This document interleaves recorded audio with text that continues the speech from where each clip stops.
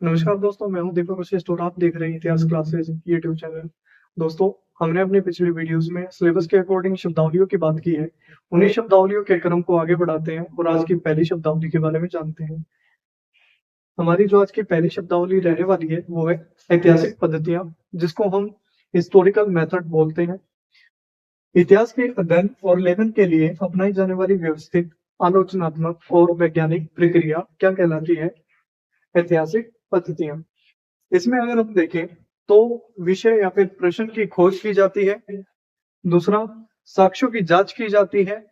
तीसरा, ऐतिहासिक वर्णन तैयार किया जाता है। और चौथा, अंत में घटनाओं का विश्लेषण और निष्कर्ष निकाला जाता है। मतलब ऐतिहासिक पद्धतियां इतिहास लिखने की एक कला मानी जाती है। इसमें हम बात करते हैं स्रोतों की या फिर सोर्सेस की। वो दो प्रकार के देखने को मिलते हैं। पहले प्रकार के प्राथमिक स्रोत कहलाते हैं, जिसको हम प्राइमरी सोर्सेज कहते हैं। प्राइमरी सोर्सेज में वो तथ्य माने जाते हैं जो घटना के समय पर मौजूद होते हैं। ठीक है। दूसरा, सेकेंडरी सोर्सेज, जिसको हम द्वितीयक स्रोत बोलते हैं। इसमें प्राथमिक स्रोतों के आधार पर बाद में लिखे गए विवरण होते हैं। इसमें पुस्तकें, लेखन, शोध पत्र इत्यादि माने जाते हैं। और प्राथमिक स्रोतों में जो आते हैं वो है डायरी, पत्र, चित्र, सिक्के, स्मारक इत्यादि। ठीक है। हमारी जो अगली शब्दावली रहने वाली है वो है साहित्यिक चोरी, जिसको हम इंग्लिश में प्लेगरिज्म बोलते हैं।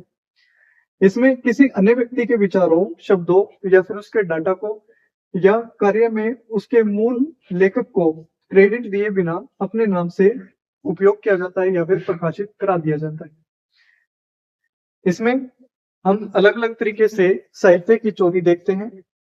अगर हम इसकी बात करें, साहित्य की चोरी या फिर हम कह सकते हैं प्लेगरिज्म, कोई एक प्रकार का नहीं होता है। ये कई प्रकार का हमें देखने को मिलता है। उसमें से इसके कुछ प्रकार हैं, जिसमें हम बात कर सकते हैं डायरेक्ट या फिर प्रत्यक्ष साहित्यिक चोरी, जिसमें सीधे तौर पर कोई चीज कॉपी पेस्ट कर दी जाती है, जो कि त्यो लिख दी जाती है। वो क्या कहती है? प्रत्यक्ष साहित्यिक चोरी। फिर हम बात करते हैं स्व साहित्यिक चोरी, जिसमें अपने ही पुराने कार्य को बिना बताए दोबारा इस्तेमाल किया जाता है। मतलब किसी व्यक्ति ने पहले कोई कार्य किया है और उसी कार्य को क्या करते हैं, वो नया बनाकर सामने लाते हैं और उसको उपयोग करते हैं या फिर इस्तेमाल करते हैं। फिर हम बात करते हैं मोज़ेक। इसमें अलग अलग जगह से डाटा उठाया जाता है, विभिन्न स्थानों से एकत्र किया जाता है इसको, डेटा को, और वो क्या कर दिया जाता है, उसको नया बनाकर पेश किया जाता है। वो क्या कहलाती है? मोज़ेक प्लेगरिज्म या फिर प्लेगरिज्म। ठीक है। फिर हम बात करते हैं पैराफ्रेजिंग की। इसमें शब्दों को बदलकर और या फिर मूल विचार चुरा लिए जाते हैं और क्या कर दिया जाता है, प्रस्तुत कर दिया जाता है। वो क्या कहलाएंगे? हमारे पैराफ्रेजिंग प्लेगरिज्म। ठीक है। फिर हम बात करते हैं अगली शब्दावली की, इतिहास लेखन में आचार और नैतिकता। ठीक है।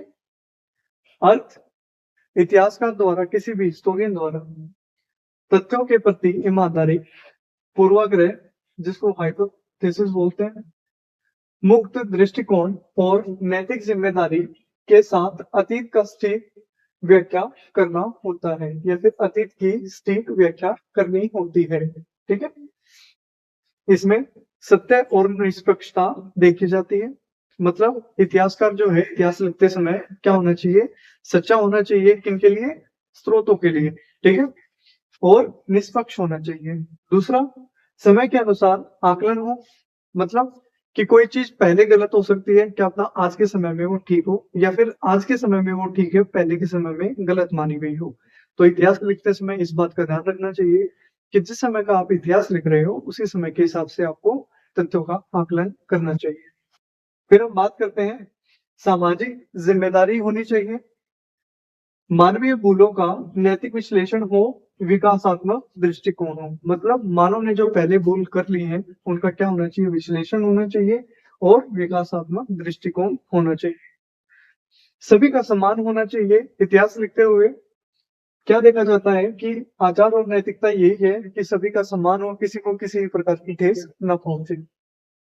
आखिरी जो हम बात करेंगे भेदभाव या छुआछूत की मनाही इसमें की जाती है या फिर इसको क्या किया जाता है, छोड़ा जाता है, पीछे छोड़ दिया जाता है। अगर ये ऐसी चीजें होंगी तो इतिहास वो ठीक नहीं माना जाएगा, हमेशा उसमें कोई ना कोई कमी मानी जाएगी। तो दोस्तों ये हमारी आज की कुछ शब्दावलियाँ थी। अगर आपको लगता है कि हमारी यूजीसी नेट के सिलेबस के अकॉर्डिंग कुछ एक शब्दावलियाँ रहती हैं, तो आप हमें कमेंट में बता सकते हैं। चैनल को ज़्यादा से ज़्यादा शेयर कीजिए, सब्सक्राइब कीजिए, वीडियो को लाइक कीजिए, वीडियो को शेयर कीजिए।